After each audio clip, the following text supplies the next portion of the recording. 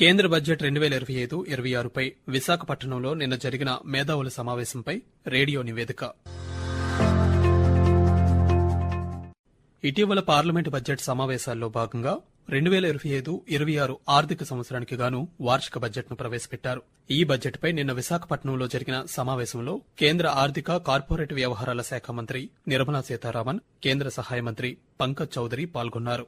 Revenue ఆర్థిక వ్యవహారాల కార్యదర్శి అజయ్ సేత్, ఆర్థిక సేవల విభాగం కార్యదర్శి ఎం నాగరాజు, వ్యయ విభాగ కార్యదర్శి Manoj Govil, central board of indirect taxes and customs CBIC కార్యదర్శి సంజయ్ కుమార్ అగర్వాల్, సిబిడిటి కార్యదర్శి రవి అగర్వాల్ తో కూడిన ఆర్థిక మంత్రిత్వ శాఖ ఉన్నతాధికారుల బృందం కేంద్ర మంత్రులతో వేదికను పంచుకుంది.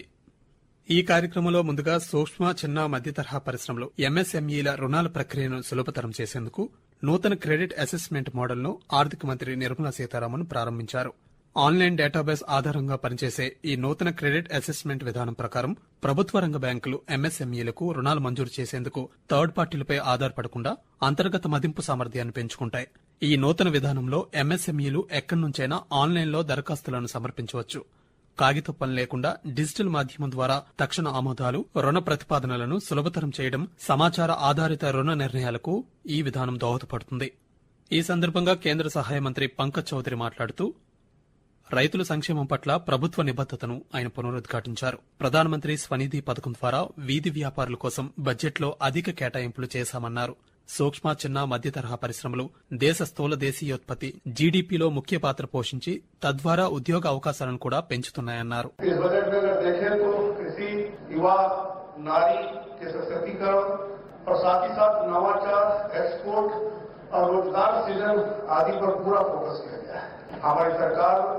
अन्नदाताओं के हितों के लिए, रक्षा के लिए प्रतिबद्ध है. देश में ऊर्जा के क्षेत्र में भी आत्मनिर्भर में होना है. आत्मनिर्भरता के लिए सरकार परमाणु ऊर्जा के विकास के लिए सतत प्रयासरत है और सरकार ने परमाणु ऊर्जा मिशन को स्थापित करने का निर्णय किया है और इसके अंतर्गत एसएमआर लघु वाणिज्य रिएक्टरों के अनुसंधान और विकास के लिए 20,000 करोड़ रुपए का आवंटन किया गया है और 2033 तक लक्ष्य रखा गया कि 5 एसएमआर को ऑपरेशनल करने का लक्ष्य रखा गया है. एमएसएमई जो कहीं न कहीं लघु एवं माध्यमिक औद्योगिक इकाइयों को देश के जीडीपी में महत्वपूर्ण रोल है. निर्यात में भी उनका योगदान है, रोजगार सृजन में भी उनका महत्वपूर्ण योगदान है. इसलिए इस बजट में एमएसएमई को विशेष फोकस किया गया है. అనంతరం రాజమండ్రి, కాకినాడ క్లస్టర్స్ లో భారతీయ చిన్న పరిశ్రమల అభివృద్ది బ్యాంక్ సిడ్బీ నూతన బ్రాంచ్లను ఆర్థిక మంత్రి నిర్మలా సీతారామన్ వర్చువల్ విధానంలో ప్రారంభించారు. 2024-25 ఆర్థిక సంవత్సరంలో దేశవ్యాప్తంగా 24 సిడ్బీ బ్రాంచ్లను ఏర్పాటు చేయాలని కేంద్ర ప్రభుత్వం లక్ష్యంగా పెట్టుకుంది. ఇప్పటికే ఆ లక్ష్యాన్ని అందుకున్న కేంద్ర ప్రభుత్వం ఈ నూతన 2 బ్రాంచ్లను అదనంగా ఏర్పాటు చేసింది. దీంతో ఆంధ్రప్రదేశ్లో 5గా ఉన్న సిడ్బీ బ్రాంచుల సంఖ్య ఇప్పుడు 7కు చేరింది.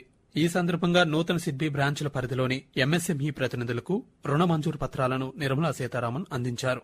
ఆ తరువాత ఈ కార్యక్రమానికి హాజరైన పలు వాణిజ్య సంస్థలకు చెందినవారు, అలాగే కస్టమ్స్ అధికారులు, చార్టెడ్ అకౌంటెంట్లు, పలు రంగాలకు చెందిన మేధావులు అడిగిన ప్రశ్నలను నిర్మలా సీతారామన్ నేతృత్వంలోని ఆర్థిక మంత్రిత్వ శాఖ ఉన్నతాధికారులు నివృత్తి చేశారు.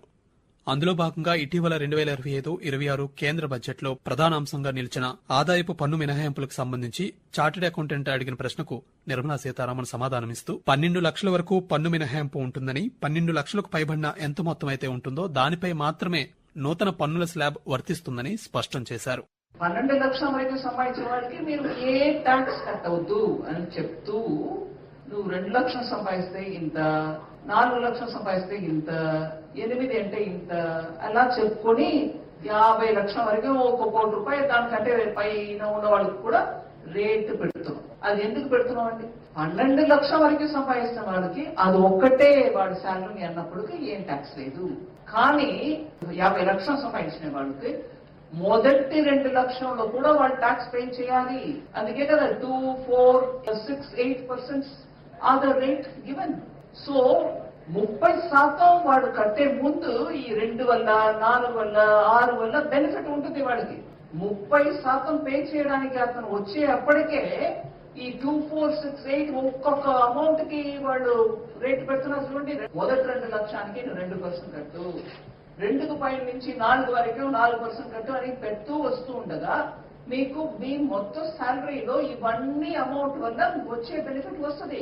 అతను 30% అంత త్వరగా రీచ్ అవ్వరండి. ప్రస్తుతం భారతదేశంలో 9 కోట్ల మంది పన్ను చెల్లింపుదారులుండగా అందులో 3 కోట్ల మందే పన్నులను సకాలంలో చెల్లిస్తున్నారన్నారు. పన్నుల మినహాయింపు పరిధికి సంబంధించి ఇటీవల తీసుకున్న నిర్ణయం ద్వారా పన్ను చెల్లింపుదారుల సంఖ్య మరింత తగ్గుతుందన్నారు. అదేవిధంగా రైతులకు అందిస్తున్న రుణ సదుపాయం గురించి ప్రస్తావన వచ్చినప్పుడు ఈ బడ్జెట్లో 27,000 కోట్ల రూపాయలు వారి కోసం కేటాయించామన్నారు. గత ఆర్థిక సంవత్సరంలో రుణాల మంజూరులో 12.2% వృద్ధి నమోదైందన్నారు. నాబార్డుతో పాటు గ్రామీణ బ్యాంకులు సైతం రైతులకు అధిక సంఖ్యలో రుణాలను మంజూరు చేస్తున్నాయన్నారు. అలాగే ప్రపంచవ్యాప్తంగా ఇప్పుడు వాణిజ్యపరంగా నెలకొన్న పరిస్థితులు, ముఖ్యంగా టారిఫ్ విధింపులపై భారత సన్నద్దత ప్రస్తావనకు వచ్చినప్పుడు టారిఫ్లపై చర్చించేందుకు కేంద్ర వాణిజ్య శాఖ మంత్రి పీయూష్ గోయల్ నేతృత్వంలోని ప్రతినిధుల బృందం అమెరికాకు వెళ్లిందని, ఆ దేశ అధికార యంత్రాంగంతో ఈ విషయంపై చర్చిస్తోందన్నారు. చర్చల అనంతరం స్పష్టమైన కార్యాచరణను వెల్లడిస్తామన్నారు. Tariff is a legitimate instrument. You can levy, you will levy. That is how it has been happening. And it is consistent, as I said, with the WTO trade. Now, the question of a bilateral relationship with a country and the tariff discussions between the two countries concerned, US and India. So, both countries, obviously, they will take care of their interests and we'll keep India's interest on the top and negotiate with them to see how best we can take it forward. అంతకంటే ముందు మన దేశీయ ఎగుమతుల రంగాన్ని మరింత పటిష్టం చేసేందుకు చర్యలు తీసుకుంటున్నామన్నారు. అందులో భాగంగా బడ్జెట్లో భారత్ ట్రేడ్ నెట్ కు శ్రీకారం చుట్టామన్నారు. డిజిటల్ పబ్లిక్ ఇన్ఫ్రాస్ట్రక్చర్ అయిన ఈ భారత్ ట్రేడ్ నెట్ ప్రపంచ వర్తక వాణిజ్య కార్యకలాపాలను మరింత సులభతరం చేస్తూ ఆర్థిక పరిష్కారాలకు ఒకే వేదికగా నిలుస్తుందని బడ్జెట్ ప్రసంగంలో భాగంగా నిర్మలా సీతారామన్ ప్రకటించారు. దేశీయ తయారీ రంగానికి ఈ భారత్ ట్రేడ్ నెట్ ఊతమిస్తుందని, ప్రపంచ అవసరాలకు అనుగుణంగా భారత్ ఉత్పత్తుల్ని మరింత పెంచుతుందన్నారు. భారత్ నుండి చేసే అంతర్జాతీయ వాణిజ్య కార్యకలాపాలన్నీ ఒకే వేదిక నుండి జరగడం ద్వారా లాజిస్టిక్స్ లో గణనీయమైన పురోగతి సాధించవచ్చన్నారు. అలాగే భారతీయ ఎగుమతులను భారీగా ప్రోత్సహించి తద్వారా ఈ రంగాన్ని మరింత బలోపేతం చేయనున్నామని నిర్మలా సీతారామన్ తెలిపారు. అనంతరం జరిగిన మీడియా సమావేశంలో ఆర్థిక మంత్రి నిర్మలా సీతారామన్ మాట్లాడుతూ 2019 నుండి బడ్జెట్ ప్రవేశపెట్టిన అనంతరం ఆ బడ్జెట్పై సూచనలు, సలహాలు, అభిప్రాయాలను తెలుసుకోవడానికి దేశవ్యాప్తంగా ఇటువంటి కార్యక్రమాలను నిర్వహించడం ఆనవాయితీగా వస్తోందన్నారు. అందులో భాగంగా ఇటీవల ఫిబ్రవరిలో ప్రవేశపెట్టిన 2025-26 బడ్జెట్పై వివిధ నగరాల్లో ఈ కార్యక్రమాలను నిర్వహిస్తున్నామన్నారు. కస్టమ్స్ అధికారులతో పాటు వాణిజ్య రంగానికి చెందిన ప్రతినిధులు, నిపుణులు, చార్టెడ్ అకౌంటెంట్ల నుండి విలువైన సలహాలు, సూచనలు తమ దృష్టికి వచ్చినట్లయితే వాటిని బడ్జెట్లో అవసరమైన సవరింపులు చేసి అప్పుడు బడ్జెట్ ని అమలు చేస్తామని నిర్మలా సీతారామన్ పేర్కొంటూ, goes all over the country, say about 4-5 places to explain the budget. In that process, we meet up with the city's business leaders, any association from the state related to any particular sector. From there, we take them. And if necessary, if something is important, we even introduce that suggestion as an amendment, and before the budget, the entire pronouncement gets passed. అనంతరం make in India అంశం ప్రస్తావనకు వచ్చినప్పుడు నిర్మలా సీతారామన్ మాట్లాడుతూ, భారతదేశ స్థూల దేశీయోత్పత్తి GDP వాటాలో దాదాపు 60% సేవారంగం నుంచే వస్తుందని, తయారీ రంగం వాటా 12 నుండి 13% మాత్రమే ఉందని, దీనిని 20 నుండి 22% పెంచాలని ప్రభుత్వం లక్ష్యంగా పెట్టుకుందన్నారు. మనకు అవసరమయ్యే ఉత్పత్తులను మనమే తయారు చేసుకునే సామర్థ్యం మనకుందని, గతంలో తయారు చేసుకునేవారమని నిర్మలా సీతారామన్ గుర్తు చేశారు. కానీ గత కొద్ది దశాబ్దాలుగా ఇతర దేశాలపై ఎక్కువగా ఆధారపడటంతో దేశీయ తయారీ రంగం తిరోగమించిందన్నారు. ఎంతలా అంటే ఔషధ పరిశ్రమకు మన దేశంలో, మరీ ముఖ్యంగా తెలుగు రాష్ట్రాల్లో అపారమైన అవకాశాలున్నాయని, కానీ ఇప్పటికీ విదేశాల నుంచే ఎక్కువగా ఔషధాలను దిగుమతి చేసుకుంటున్నామన్నారు. అలాగే ఒకప్పుడు దేశీయంగా తయారు చేసుకునే అగ్గిపెట్టెలు, అగరబత్తులు కూడా విదేశాలైన చైనా, ఇండోనేషియా నుండి దిగుమతి చేసుకుంటున్నామని, ఈ పరిస్థితి మారాలంటే దేశీయ తయారీ రంగానికి ఊతమివ్వాలని నిర్మలా సీతారామన్ చెప్పారు. మ్యానుఫ్యాక్చరింగ్ లో కూడా అదే రకంగా 12-13లోనే ఉంది. అది మనం దగ్గర 20-21 వరకు తీసుకెళ్ళడానికి ప్రయత్నం 2015లో మోదీ గారు అనౌన్స్ చేశారు. మేక్ ఇన్ ఇండియా మన దేశంలో చేస్తాం. అది కాకుండా 2020 ఆత్మ నిర్భర్ అనౌన్స్మెంట్స్ చేశాం. రోజువారీ కావాల్సిన పదార్థాలని కూడా ఇవాళ బయట దేశం నుంచి, చైనా నుంచి తెప్పించడం ఆ పరిస్థితికి వచ్చేసింది. ఇవన్నీ ఉండకూడదు, మన దేశానికి కావాల్సిన మనమే ఉత్పాదన చేసుకోవాలనే దానికోసమే మేక్ ఇండియా, దాని తర్వాత ఆత్మ నిర్భర్ భారత్, రెండు కలిపి ఇవాళ మ్యానుఫ్యాక్చరింగ్ ని మనం ముందుకు తీసుకెళ్తున్నాం. ఆంధ్రప్రదేశ్ రాష్ట్రానికి సంబంధించి 2025-26 బడ్జెట్లో చేసిన కేటాయింపులను ఆర్థిక మంత్రి నిర్మలా సీతారామన్ వివరిస్తూ, 2025 జూలైలో ప్రవేశపెట్టిన కేంద్ర బడ్జెట్లో చేసిన కేటాయింపులన్నీ కొనసాగుతున్నాయని, వాటికి అవసరమైన ఆర్థిక సహాయంతో పాటు రుణ సదుపాయాన్ని కూడా కల్పిస్తున్నామన్నారు. అందులో భాగంగా విశాఖ ఉక్కు పరిశ్రమకు తోడ్పాటు అందించేందుకు అధిక మొత్తంలో కేటాయింపులు చేశామన్నారు. దీంతో ఎప్పటినుంచో నిలిచిపోయిన 3వ ఫర్నేస్ కూడా పనిచేయనుందన్నారు. అలాగే ఇండస్ట్రియల్ ఎకనామిక్ కారిడార్లో భాగంగా రాష్ట్రానికి మంజూరైన కొప్పర్తి, ఓర్వకల్లు పారిశ్రామిక నగరాలను కేంద్ర ప్రభుత్వం అభివృద్ది చేస్తోందన్నారు. 2024 బడ్జెట్ లో ఆంధ్రాకి ఏమేమి చేయబోతున్నాం అనేది కూడా వివరంగా మనం చెప్పాము.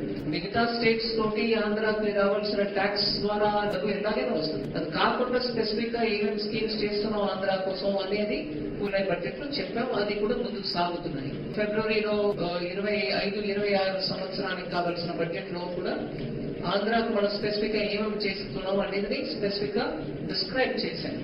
బడ్జెట్ ద్వారానే 6 నెలలకి ఫుల్ సపోర్ట్ ఇవ్వడానికి కేంద్ర ప్రభుత్వం ద్వారానే బాగా కేంద్రంతో లింక్ అయిన ప్రతి ప్రాజెక్ట్ కి ఆంధ్రప్రదేశ్ కి ఏ రకమైన లోటు లేకుండా ఫుల్ సపోర్ట్ ఉంటుంది.